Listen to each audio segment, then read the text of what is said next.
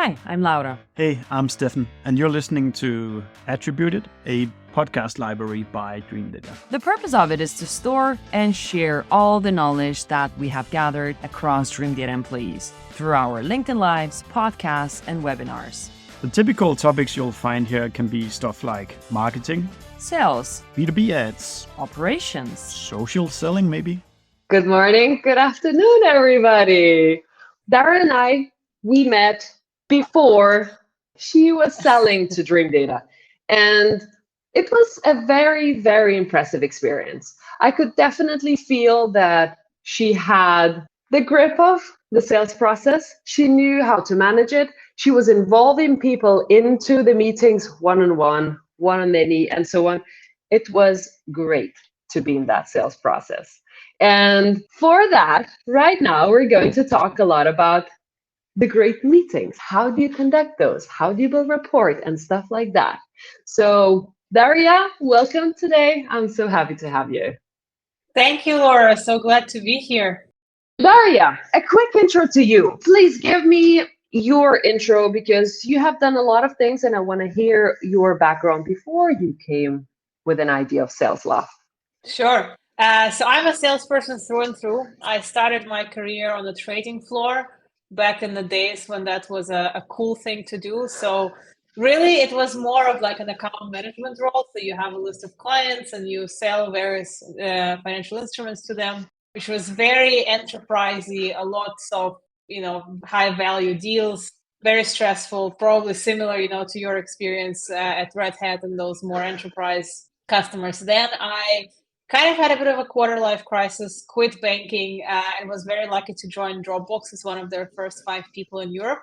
And with Dropbox, I've done kind of every possible role in the sales team that you can imagine, from just picking up the phone and selling, to doing sales ops, to onboarding new team members, team leading an SMB team, basically just seeing that growth from 5 to 150 people in Europe. Then I left to do an MBA. And from then I was an investor, a venture investor, which really is also a sales job in the end of the day, because money, as we all know, is the ultimate commodity. You think it's hard to differentiate from competition, try being an investor. I love that. I really do. And how did you come up with the idea of Salesroom? Yeah, I mean, when I was at Dropbox, we hired people very aggressively. And for a while there, I was together with a great guy, Rory Heskin. We were kind of the points of contact for onboarding everyone into Dropbox. And we had this great kind of 3-week program where we taught people everything about Dropbox, how we sell the market. And from there, really, and we had sales coaches and we did all of that. But when the salesperson was on the call with a customer, they were really on their own. And that was now almost kind of 10 years ago. So by this point, you invest your resources, you do your best, and then you just sit there and keep your fingers crossed, right?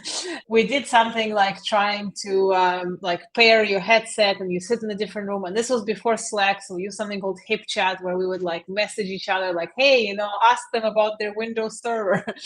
And that was kind of 10 years ago. And then obviously I left. I was an investor for a while. Gong and revenue intelligence and all that happened. But the fundamental problem still stayed the same, that you have no control over your sales meetings, and sometimes they go well when all stars align and sometimes they don't, and that has a massive impact on your numbers as a business when there's so much variability in sales performers. All right, so you've got a lot of credibility from sales, and I think it is impressive, especially going from the enterprise ones and also seeing how the teams are being managed from like a step further ahead. And for that, when we met with you while you were trying to sell sales rooms to us, we could definitely feel that you know what it means to be in the sales conversation. And just to start with that, so when you are doing sales, what do you start with to build rapport with your buyers nowadays? It's a great question. I think, first of all, you mentioned something SMB enterprise. I just want to get it out of the way. selling enterprise is like selling a few SMB deals at once, right? It's not fundamentally different. And selling mid-market is like selling a few less SMB deals at once. So I think whatever, my experience, and I've done kind of everything across the spectrum, it really boils down to the fundamentals. I think building a rapport is really a bit misunderstood because people think it's about, having the best jokes and the best icebreakers. And that's not true, right? Because people you can go watch fucking Ricky Gervais on Netflix. Yeah, you don't want to be entertained by a salesperson. You're talking to someone because you have a problem that you want solving. And that person is here to help you kind of get educated, shine a different light on the problem. So my best tip is first, don't ask questions for something that you could find out through your research. For example, when I speak to salespeople and, I could start like, hey, how many AEs do you have? How many SDRs do you have? But I can go on LinkedIn and see that, right? So it starts with kind of gathering as much information as you can up front, and then phrasing your questions, kind of trying to state a fact, a little bit of an assumption there, and then ask a more kind of provoking question. So that's my first tip. And my second tip is, and this is like if you follow people who are into NLP and psychology, there's something called mirroring, which is basically you have to mirror the energy of the person you're speaking with. And in investment banking, it's really like, so in investment banking, you would cover a specific region and a specific kind of type of customer. And because so much money is on the line, they really pair. Like you see people who work with hedge funds and they all swear, right? And they all are very aggressive because that's what their clients are. But then you look at people who are selling maybe into like pension funds, and those are a little bit more calm, a little bit more collected, a little bit more intellectual. Well, it doesn't mean that you have to change your personality, but it means that within the first 2 or 3 minutes, just like get a sense for what the other person wants, right? Yeah. If they want to go right into the tech details, go into the tech details, right? Don't tell them about your yoga class.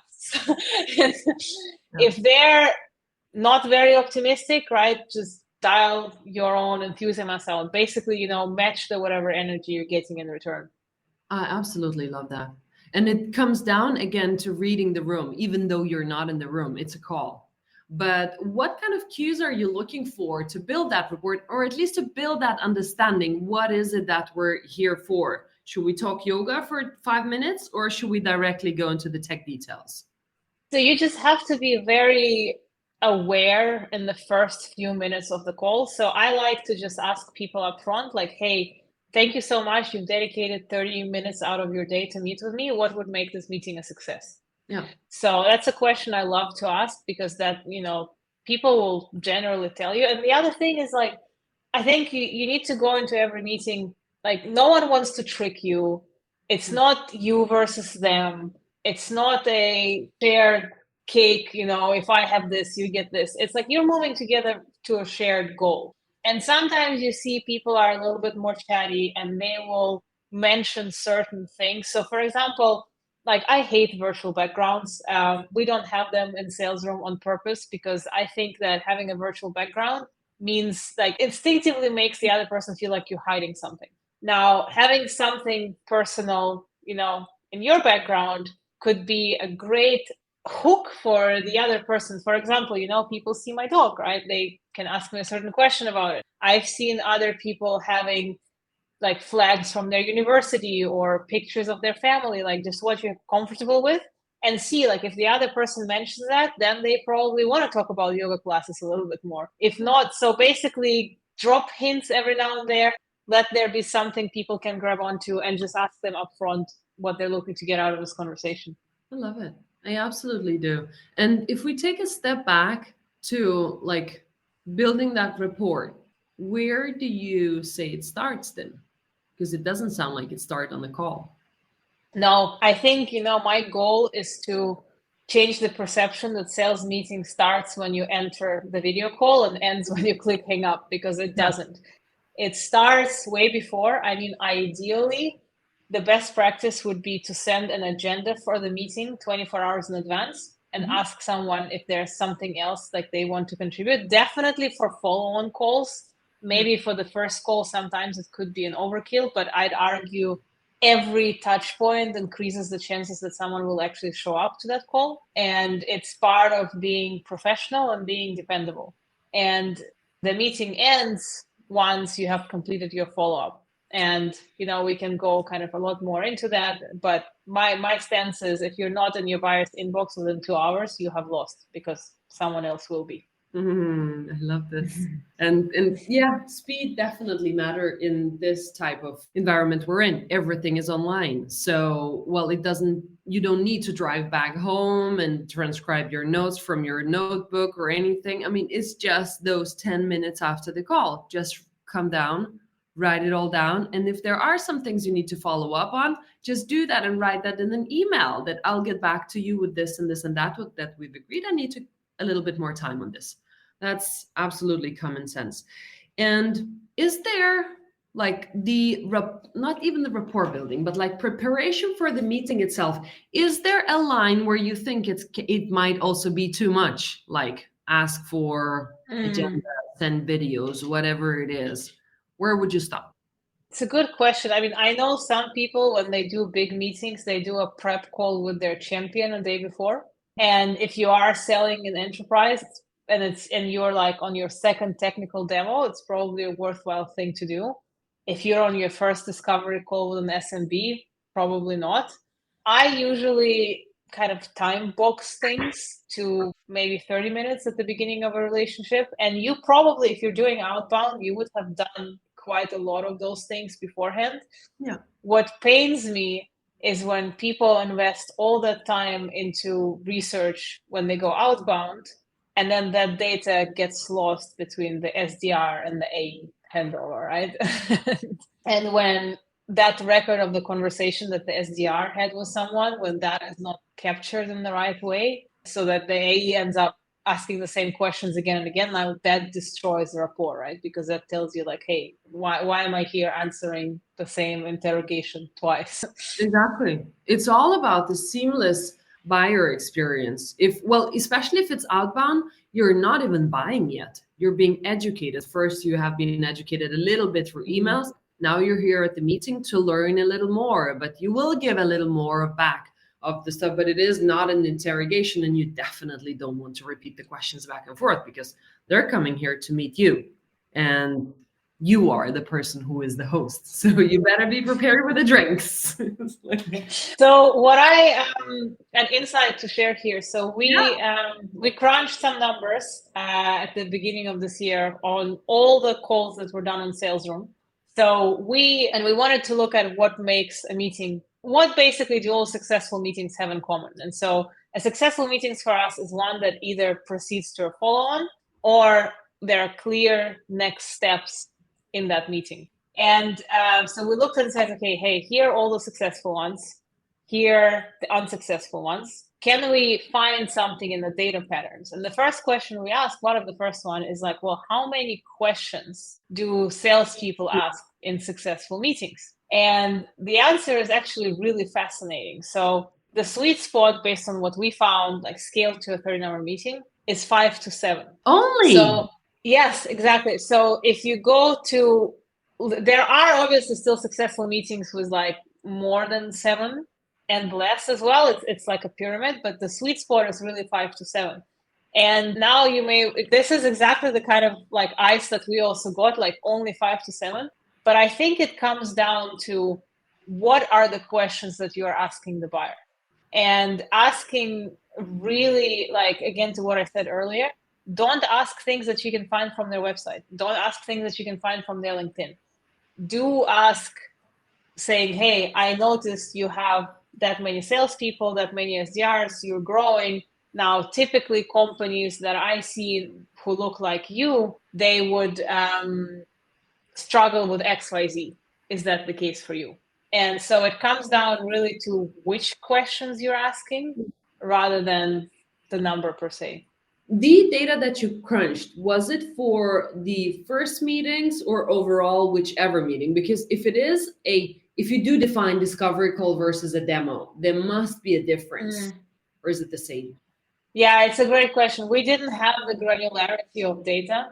Okay. So probably, discovery questions would have demos would have less. But something we found about demos is that even on the demo meeting, do not go into screen share immediately. Yeah. Oh, yeah. We looked at, so I believe the key there is 11 minutes. So on successful calls screen share does not start before 11 minutes have passed, which kind of, so first of all, like very few meetings actually start on time. Maybe in Germany, we don't have a lot of clients there, but so the first 2-3 meetings, like disregard, like people are dialing in, they're fine tuning their cameras. Then you want to kind of recap everything, align on the goals, and only then do you want to go into the shared screen and not before then. So I would argue that there's probably still questions that have to be asked. One very good one I saw on LinkedIn, I don't remember where and who, so I can't attribute credit, but I've been using it. And that is a question, what has changed since we last spoke? Because I think right now, when the world is moving so fast, there are so many unknowns, so many things change. Really, like, they may have, your champion may have gotten fired, or like someone else, right? So you want to make sure if there's anything you want to be aware of, and that's a good question to start every follow-up call with. Definitely. And it's also kind of a scary place to go to. I remember some of the people that I speak to when they ask for like, oh, what kind of questions should be asked and so on. Like, there are some of the a little bit more scary questions that you might be asked, like, what has changed? Just like, oh, what if they tell me that they don't have the budget anymore? What if they say that, well, this project is cut and so on? Well, better earlier than like 3 meetings after. And the same goes for like, what are your alternatives for this specific problem solved? Like, are you going to do it by yourself, or is there competitions? Like, oh, but this is scary to ask, because what if they tell me there's competition, or that, why would you push them over to competition? They'll figure out by themselves. It's like, no, they don't need you. Yeah. I think as salespeople and just humans in general, we tend to shy away from uncomfortable questions, but you actually have to lean into them. It's like a cold shower early in the morning, right? You just have to teach yourself to go in there, and it does. Like we did a LinkedIn Live with Jason Walk the other day, and there was a question posed in the chat, which was, I noticed buyer engagement is dropping. What should I do? And his answer was to just like attack it head on, being like, stop the screen share, say, hey, Laura, I noticed you're a little bit distracted. Is that this is not resonating with you, or do you have something urgent pressing? If so, I want to give you the time to deal with it before we kind of move on. Love that. Yes. It's like, why should we waste our time for somebody? Both ways. I mean, you might have more important things happening right now than this demo, and it's okay. Let's do it tomorrow or another day. Love this. Now we're going to move into a conversation about one-on-one versus one-on with many calls. One-on-one, how do you navigate those?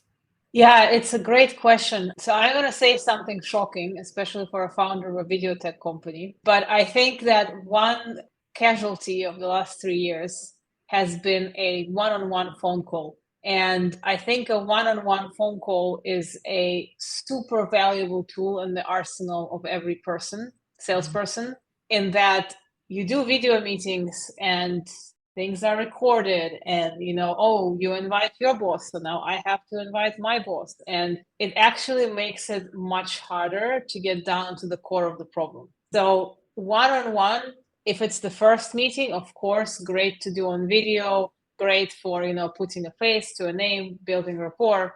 If you are 2 meetings in and you just want to check in, actually think, does it have to be a video call, or can I just like pick up my phone and like text you and be like, hey, Laura, do you have 15 minutes? Just like want to get some feedback on how things are going. That's one tip. The other thing, one-on-one meetings, come prepared, have a plan. I think one-on-one meetings are easier because you only have to pay attention to one person. It's a conversation between 2 people. Now, with multiple stakeholders, it's a lot harder, because not only do you have to pay attention to every person, you have to make sure that every person gets to participate in the conversation. So you're almost like not only are you thinking about what's your next question to ask or what to dive deeper, but also like, oh, who hasn't spoken in a while?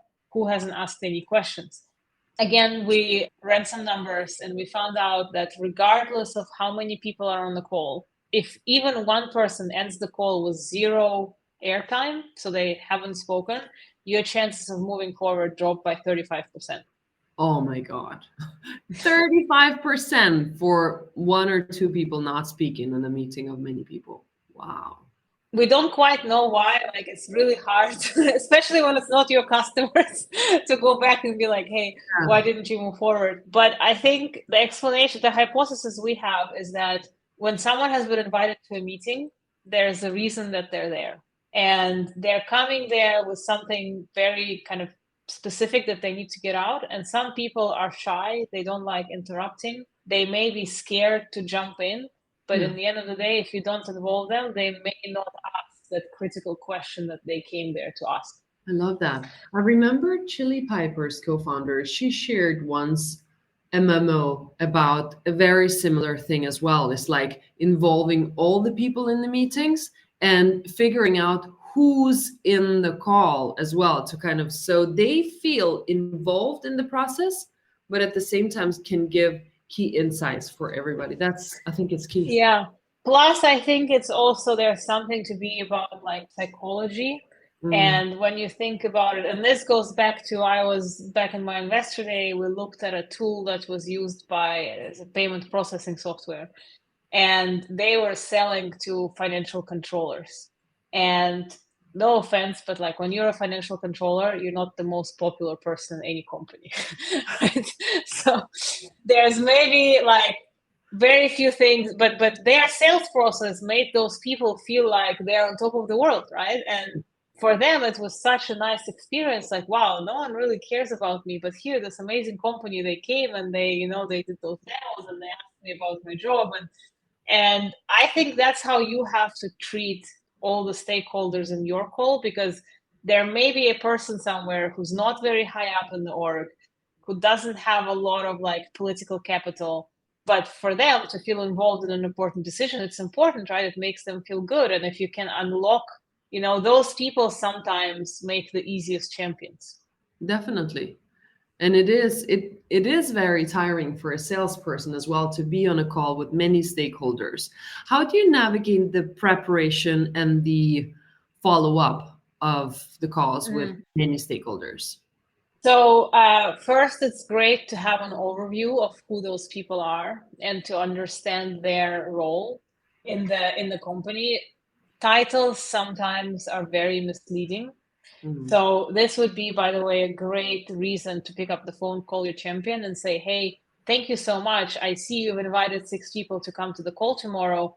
Could you let me know what each person's role is, just so I can make sure everyone has a great experience? And like 9 out of 10 times people do that, and they say, hey, and this is Susie, and she reports into John, and John reports into Mary, because like they also want this to be successful and they want all their colleagues to have a good experience. So that's one. Second, I think it doesn't hurt to send a one-on-one follow-up to different people. Like you would send one big email to everyone summarizing the conversation. Sometimes if there's someone from procurement and they are curious about XYZ, you send them another email with more bullet points specifically to what they have asked, and just really give every person the time rather than just be, eyes on the prize, focus on the decision maker, ignore everyone else. 100%. And it also goes back to what Chantal is saying to us. Give some value to the invited person's time. Imagine if one to many meetings had a number on it. How much does this meeting cost? If you calculated the hourly cost for that meeting and all those people, and maybe even spoke loudly about that, you might want to run it differently, because it's important for their company. You're talking a lot ROI about your own tool and so on, but make sure that the ROI of your meeting is also just as good comparing to when they actually bought the tool. Love that. Yeah. And, sometimes, like speaking back to hard conversations, What I hate is when you're in a meeting and there's one person and they're just miles ahead of everyone else, right? And they're asking you about like advanced questions whilst the other 5 people have no idea what your tool does, right? You have to tell them like, hey, Laura, it's a great question. I have written it down. I will make sure to address it. But I think, we need to pull back a little bit and make sure that everyone in this conversation kind of understands what this is about before we go into those things. And it may not be comfortable to you to do that because that person may be your champion, but you can't, that other people are here. They need to get something out of this meeting. Let's make sure that they stay engaged. Agree. And I think that actually gives more credibility than you think it will damage anything else. Especially if you offer them one-on-one time as well. It's like, it feels like it's very important for you. Do you mind if we book 15 minutes later with me or somebody even more technical? So you will get even better information back to your question. I love that. So, Daria, the golden question for you. But what makes a great salesperson stand out? What is a great salesperson? Oh, wow. I mean, that's $1 million question. Is it? Yeah, I think probably more than that. So I'll give you a long answer because I've worked with a lot of very different salespeople who were successful in their own way, right? There is a person who is incredibly like methodical. They know magic in and out. They are like really, really kind of process driven and they're incredibly successful. And then there is a person who is they go into, they haven't prepped anything, they have like a napkin with one question that they have to ask. That is also the same person who submits their expense report when their credit card has maxed out, and does security training, a day after their computer got locked, right? So, and this is the beauty about sales, is that so many different types of people can be successful. But I think it boils down to a few things. One is a deep understanding of the people on the other side. And really, you can't show empathy when you don't know the day-to-day of the person you're speaking with.